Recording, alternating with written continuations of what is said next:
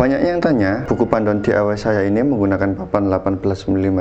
Kalau diganti dengan papan 15 mm, apakah bisa?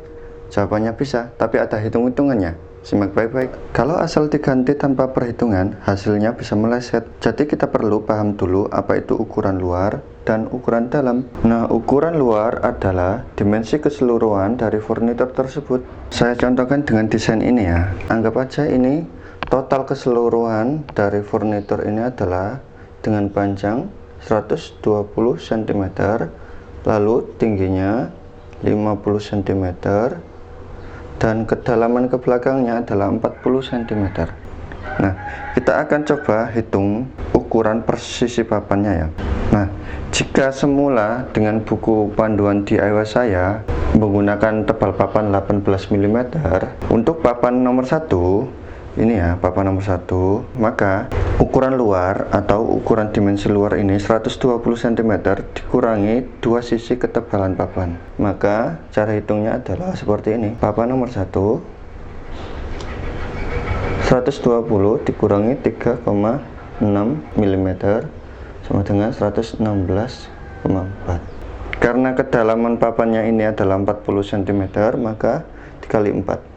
Jadi nanti ukuran papan untuk papan nomor 1 ini panjangnya mengikuti ukuran dalam. Nah, begitulah maksud dari arti kata ukuran dalam. Jadi 116,4 ini adalah ukuran dalam, lalu 120-nya ini adalah ukuran luar. Nah, bagaimana jika kalian memilih untuk mengganti tebal papan? Misalnya kalian ingin mengganti dengan papan 15 mm. Begini cara hitungnya. 120 cm tadi dikurangi dua sisi tebal papan. Karena 15 mm maka dikurangi 3 cm. Nah, inilah hasilnya. Jadi inilah cara menghitungnya ya. Ini cara ini jika kalian ingin mempertahankan ukuran luarnya, maka ukuran dalamnya akan jauh lebih lebar. Berbeda jika kalian mempertahankan ukuran dalamnya, maka dimensi terluarnya nanti akan yang mengecil. Nah, seperti itu ya, paham ya? Jadi sebelum kalian ingin merubah ukuran dari panjang sisi papan, masing-masing papan, kalian perlu tentukan dulu ukuran mana yang kalian pertahankan. Ukuran luarkah atau ukuran dalam yang kalian pertahankan. Jika furnitur tersebut di dalamnya terdapat box laci, misalnya di dalam sekat-sekat ini, artinya jika kalian mempertahankan ukuran luarnya, ukuran bagian dalamnya akan berubah. Begitu juga dengan box lacinya juga akan berubah ukurannya. Seperti pada contoh model ini. Di model ini terdapat beberapa laci ya, box laci. Karena seperti yang sudah saya jelaskan di video-video tutorial pemasangan rel laci, untuk celah bagian yang terdapat rel lacinya itu dikurangi kurang lebih 2,5 hingga 2,6 mm. Jika ukuran dalamnya ini lebih lebar, artinya ukuran box lacinya juga harus ditambah lebih lebar. Kalau nggak begitu, nanti untuk pemasangan rel lacinya bisa nggak pas atau longgar atau malah nggak bisa dipasang sama sekali. Seperti itu ya. Jadi kalian perlu lihat furnitur kalian jika mengganti tebal papan, di dalamnya itu terdapat mekanisme rel laci atau hanya sekedar ambalan seperti ini saja.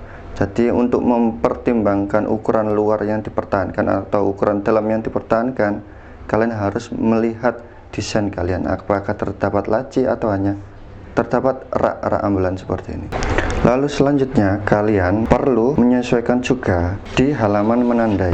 Nah, jika kalian lihat di dalam buku panduan DIY saya ada halaman menandai atau istilahnya ngemal. Jadi setiap papan nanti akan terhubung satu sama lain, lalu jarak detailnya, posisinya akan dijelaskan di halaman sini. Jika kalian memilih untuk merubah tebal papan, artinya kalian juga perlu menyesuaikan seperti ini ya. Misalnya untuk papan nomor 1, tebal papan 18 mm ini diganti dengan papan 15 mm.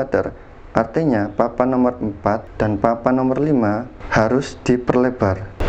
Begini ya.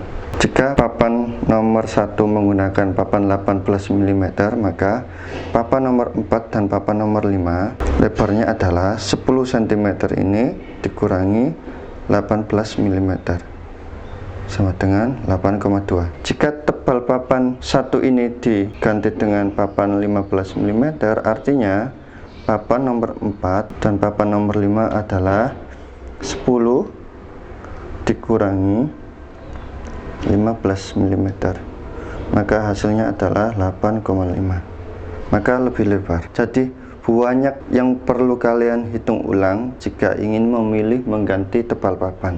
Maka dari itu, buat kalian yang masih pemula, saya sarankan untuk tetap mempraktekkan apa yang ada di buku panduan DIY ini. Nah, setelah kalian bisa mempraktekannya sesuai yang ada di buku panduan ini, maka kalian boleh mengcustom sendiri berdasarkan pengalaman kalian yang kalian dapat dari buku panduan DIY ini.